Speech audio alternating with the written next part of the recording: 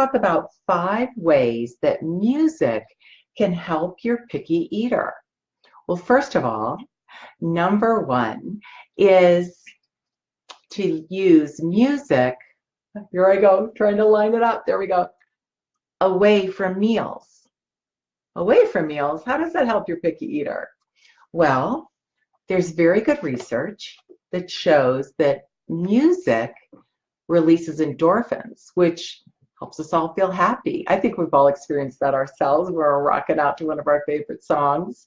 And it also releases oxytocin, which is proven to alleviate anxiety and stress in both children and adults.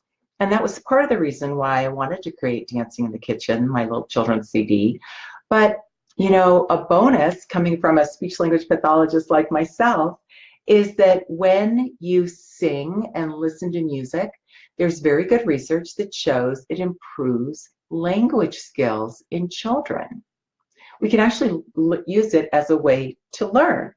You know, so often cool math teachers are using different raps and music and fun ideas like that that use both sides of our brain to really help kids learn certain concepts like math or foreign language or history. Great. So be sure to use music away from meals to alleviate some of the anxiety that we so often get throughout the day, because sometimes life is stressful, but it's especially stressful if you have a picky eater. And it's stressful for the kiddo, and it's stressful for the parents as well. So any way that we can find to help us relax and keep our emotions steady throughout the day will only help us that much more during meal times. The other way that I want you to use music is number 2. Here I go again, trying to find my spot. I want you to use music to mark the beginning of the meal. Now, if you've ever read my book, Raising a Healthy, Happy Eater, or my new book, Adventures in Veggieland, here we go again, that side. If you've looked at either one of those, we talk a lot about the importance of marking the beginning of the meal. And what I mean by that is, it's very important when we come to sit together at the table that everything's already ready to go. Maybe we're serving it family style, maybe we're pre-plating it, but we're definitely not calling everybody to the table before one of the parents or the adults has all the food ready. So often when I go to visit families in their homes, one person's rushing to get the entree done, and the other one's sort of putting down a little appetizer or maybe just some chicken nuggets for the kids. And before you know it, they've filled up on all of those before they can get to the large variety of foods that we're actually trying to encourage them to eat. And hunger is so important to help kids try new foods. So when you're marking the beginning of the meal, you could do that simply by lighting a candle or by saying a prayer, but you can also do it by playing a song. So let's say that it's pasta night, and maybe your picky eater isn't that crazy about spaghetti. Maybe he only likes macaroni and cheese. Well, it really only takes a few extra minutes to maybe put a tablecloth on the table. Maybe it's red and white checkered like an Italian restaurant, or to light a few candles, but you can really encourage that picky eater to be a part of things by playing on top of spaghetti and calling everybody to the table. They can mark the beginning of the meal by playing a song that relates to what we're eating that night and encourage everyone to come to the table. They're kind of in charge of that. Another thing they can do is you can just download On Top of Spaghetti onto any tablet or your phone, and they can walk through the house, you know, with the phone, blaring the song, and march around and get everybody to come to the table.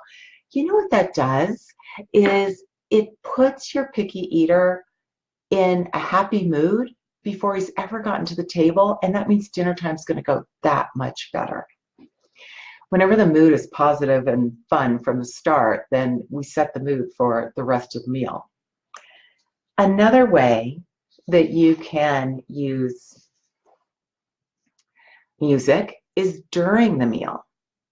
If you've ever watched any of these Mondays with Coach Mel Facebook Lives, you know I'm not a fan of bringing electronics to the table.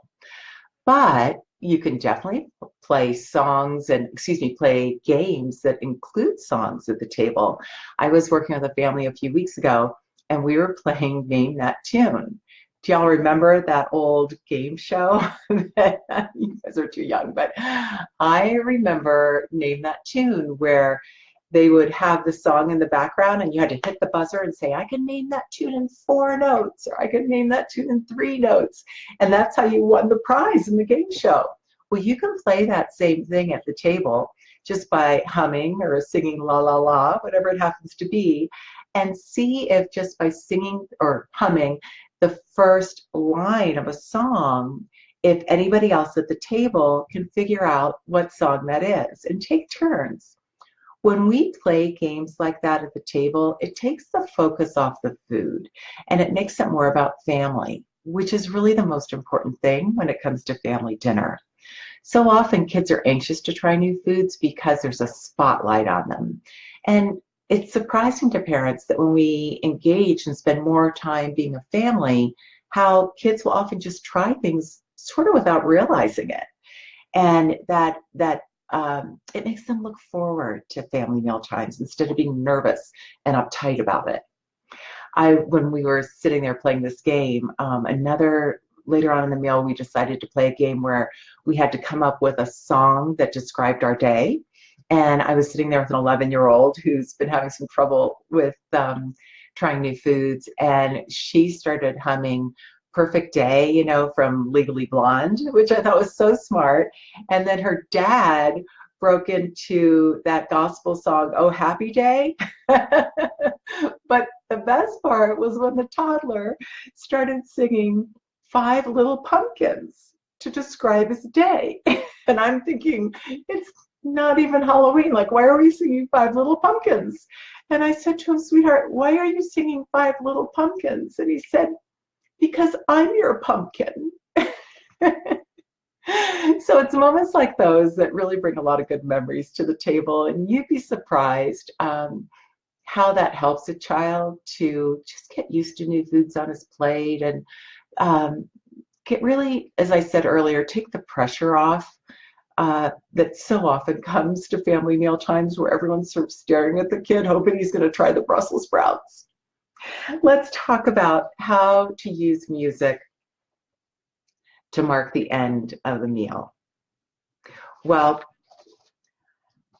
in Raising a Healthy Happy Eater and Adventures in Veggieland, I talk a lot about the importance of marking the end of the meal and keeping kids on a mealtime schedule or a hunger schedule. And what I mean by that is kids should have food offered to them on a schedule. They shouldn't be grazing throughout the day. When we have kids sit down for breakfast, lunch, dinner, and tiny little snacks in between, meaning one mid-morning, one mid-afternoon, and maybe a bedtime snack, they come to the table hungry. And hunger is really the secret sauce. It's what helps kids try new foods. Now, that is not to say that no kid will starve, or that, any kid will eat anything once he's hungry enough. If that were the case, then I wouldn't have this job. There are plenty of kids who really will lose a tremendous amount of weight and go into starvation mode because they aren't able to try a new food. That's what feeding therapy is all about. But when we use music to mark the end of the meal, what we're doing is saying to the child, dinner time is over. There's no more eating for a couple more hours. And you can always reassure them that more food is coming. You know what? It's time to clean up. We're all done with dinner. And while you're cleaning up, you might say, let's have a little bedtime snack after we have our story together. But snacks are little. You never want kids to not fill their belly during a healthy meal because they just know this big old snack's coming in a couple hours anyway. So might as well just load up on ice cream. When we mark the end of the meal, especially for cleaning up, it also exposes our kids to the food again. When kids take their plate up to the counter or they help you scrape the food off into oh, maybe the disposal, or if it's a family style platter and we haven't yet put a fork in there and we're just scooping it back into some Tupperware, I want my picky eaters to have that job. I want them to be holding that platter of Brussels sprouts and scooping it back into the Tupperware, because now they're getting the aroma and even the sound and the look and maybe the feel, if one falls out, of Brussels sprouts once again. You know, picky eating is all about exposure. Expose, explore, expand, the 3 E's. And the more we can expose our kids to a variety of foods, even when we clean up, the more those kids are going to learn to enjoy those foods. I can't tell you how important that is. Lots of good research behind it. Okie doke. Let's talk about the 5th one, which is, and after this we'll take some questions, dancing in the kitchen. Well, when you're in the kitchen cooking with your kids, take a minute and really listen to the sounds in the kitchen. When I'm working with kids in the kitchen, it's not unusual for us to just close our eyes and listen. And you can hear the water running. If somebody else is maybe preheating the oven, you can hear the click, click, click of the knobs on the stove. You can hear the wooden spoon on the bowl, the blender, etc., the ding of the timer on the microwave. There are a lot of sounds in the kitchen. In my children's CD, Dancing in the Kitchen, the title song, Dancing in the Kitchen, is all about the sounds in the kitchen, the chopping on the cutting board, and the whirring of the mixer when you're making cookies, that sort of thing. But you know what? I was having fun earlier today, and I was looking on YouTube for other songs that I can use, especially for my teenage kids. And I found that song from Pitch Perfect that Anna Kendrick sings, you know, the cup song. And there's a whole video with her in a kitchen whipping up some biscuits and some pizza, and it's really cool. And she's performing in the kitchen with all of these different sound effects along with the cups. It's the best. So I highly recommend that if you're working with teenagers. That's a super fun one, and I'm sure you could duplicate a lot of the songs, a lot of the sounds yourself when you're in the kitchen. Well, when you think about cooking with kids in the kitchen, and you think about having music on while you're in there, you know, I always love music while I'm cooking. Think about how that also takes the focus or the pressure off trying some of these new foods and keeps it lighthearted. And if you're singing and you're enjoying this time together, you're releasing those endorphins and that oxytocin that we talked about at the beginning of this session here. So lots of different ideas for you. Alrighty, I can see some questions have already come up, so I'm going to take a minute to take a look.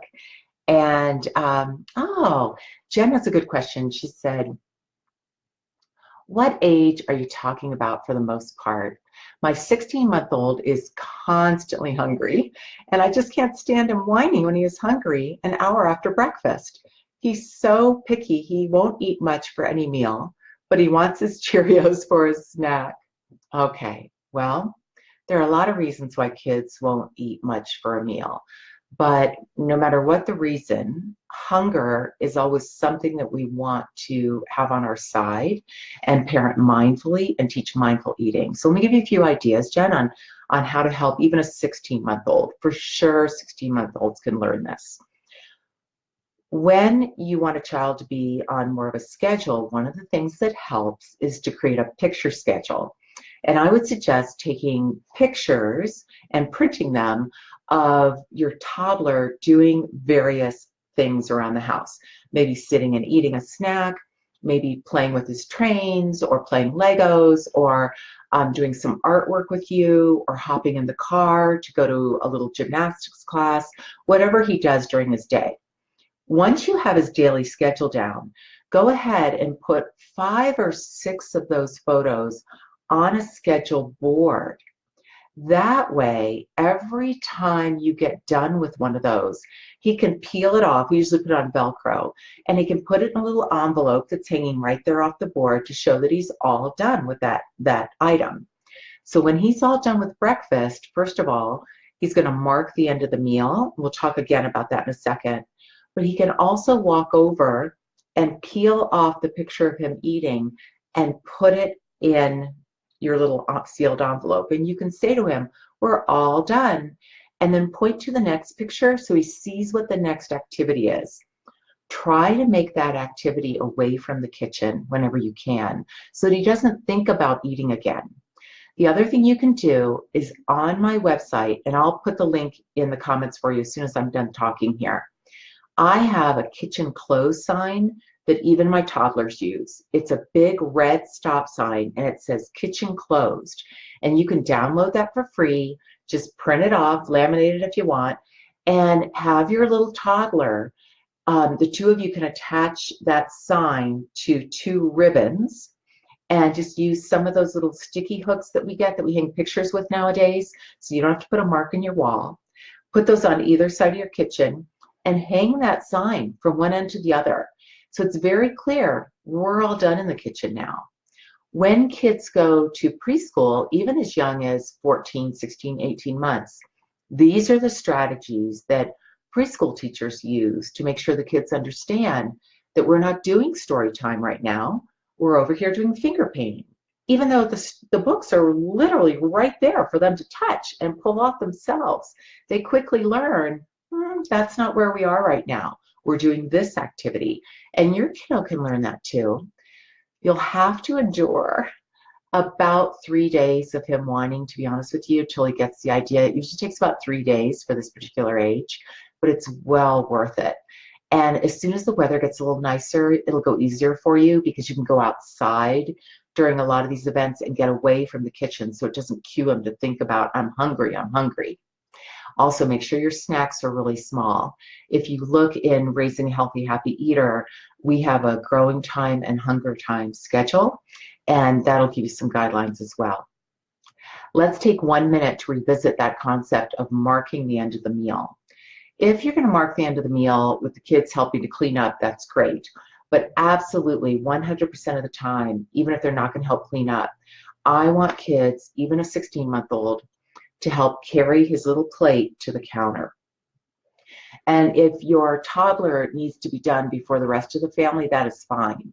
It's just that when he gets down from his little chair and you're still sitting at the table, then he needs to take his plate and put it over on the counter, maybe with your help. And then there's no more food for him. If he comes back to the table and suddenly says, I'm hungry, and everybody's still eating, you have to say, sweetheart, you put your plate up on the counter. That tells mommy that you're all done. And then you want to reward him for coming back to the table because we want him to be at the table. And say, we are so excited, though, that you came back to the table because we were thinking about going outside after dinner. We didn't know whether to go to the park with the big slide or the park with that curly slide. You want the curly slide or the big slide? So in other words, change the subject and move on. Kids learn really quickly, even as toddlers, that once they put the plate on the counter, there's no more food coming for a while. And they learn not to do it quite so quickly and run off and play.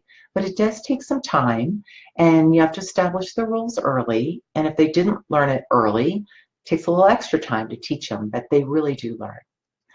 All right, let's see what else we have here. What were your 3 E's again? Expose, explore, expand. And that's what Adventures in Veggieland is based on.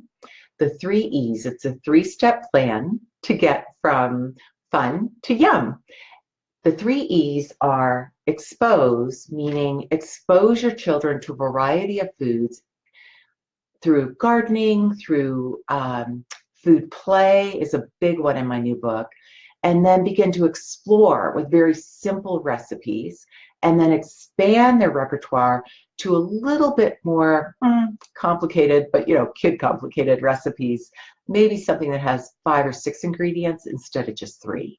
Slowly work your way there, and my new book, Veggieland, takes you through a whole year of practicing the 3 E's so that your child can learn 20 different vegetables and learn to love them. Jody says, this is interesting and maybe a good activity for families of kiddos with sensitivity to auditory stimuli. to get an idea of all the sounds in the kitchen. Jody, that's a really good idea. I may have mentioned in a previous broadcast that I have an article online. I'll put it in the comments for you later, called The Cooking Connection. And it specifically talks about cooking with children with autism, but also with children who have sensory processing difficulties, which of course so many of our kids with autism do, and how important it is to be sensitive to the fact that many of the sounds in the kitchen can be overwhelming for them, and provide some strategies. I'll be doing a completely separate Facebook Live all about that, but I'll also put that article in the comments for everyone in case they'd like to look into that now. Is there anything else that anyone wants to ask questions about before we say goodnight? I'm happy to stay here for a few more ideas. Just sort of glancing through. You know, these comments scroll past me as I talk, and then I can't retrieve them until I sign off if I've missed it. So if I missed one of your questions, just type it in real quick for me, and I'll be sure to address it in just a minute here. Oh, I know. If you have any questions about where to get Dancing in the Kitchen and how to download the songs, I'll put that in the comment section for you, and later I'll post this broadcast and put it on YouTube, and I'll also post the link to Dancing in the Kitchen for you. You can download any of the songs for only 99 cents, so it's pretty fun stuff.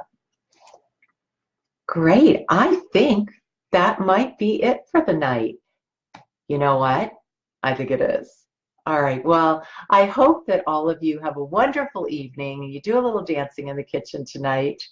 And, oh, I'm going to stop for a second. All of a sudden, I'm seeing questions pop up. Let's just finish with Michelle's question, and then we'll end it. Michelle asks, are your strategies different for a 3-year-old versus, say, an 8 or 9-year-old? Well, it depends on the child's physiology and their motor skills, but assuming that there's no difficulty with GI issues or constipation or anything like that, and that there's no difficulty with oral motor skills, then yeah, the strategies are the same. I just adapt them to be more age appropriate. So even my 3-year-olds, when I'm working with my 3-year-olds cooking in the kitchen and helping them explore food, I'm doing the same thing with a 13-year-old. I'm just making it more age appropriate. So with a 13-year-old, I might do a science experiment in the kitchen. But with a 3-year-old, I might make an asparagus log cabin and do some fun activities with them that are more craft-based.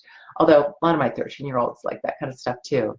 I even have kids who are 17-year-olds who are very, very picky eaters and only eat a handful of foods and truly want to learn to eat some more. And my strategies are the same. I focus on exposure and then exploration, and then I expand from there. But the most important thing with any child is to find out what their motivation is. For my 2, 3, 4, 5-year-olds, you know what the motivation is? Fun. But for my teenagers, they need something else. And usually the motivation is they want to go to prom, and they want to eat something other than chicken nuggets, and they want to ask a girl out and take her to a fancy restaurant, and they can't. Or I had a teenager who wanted to be on the wrestling team and wasn't eating enough protein. And the coach told him, you've got to learn to eat protein if you're going to do well in wrestling. And that's what did it for him. So you have to find out really what's important to that child and help them build from there.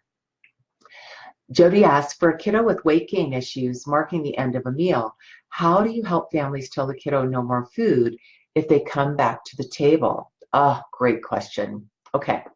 What we have to remember is the kids who are underweight or perhaps even failure to thrive, those kids often are in the habit of grazing.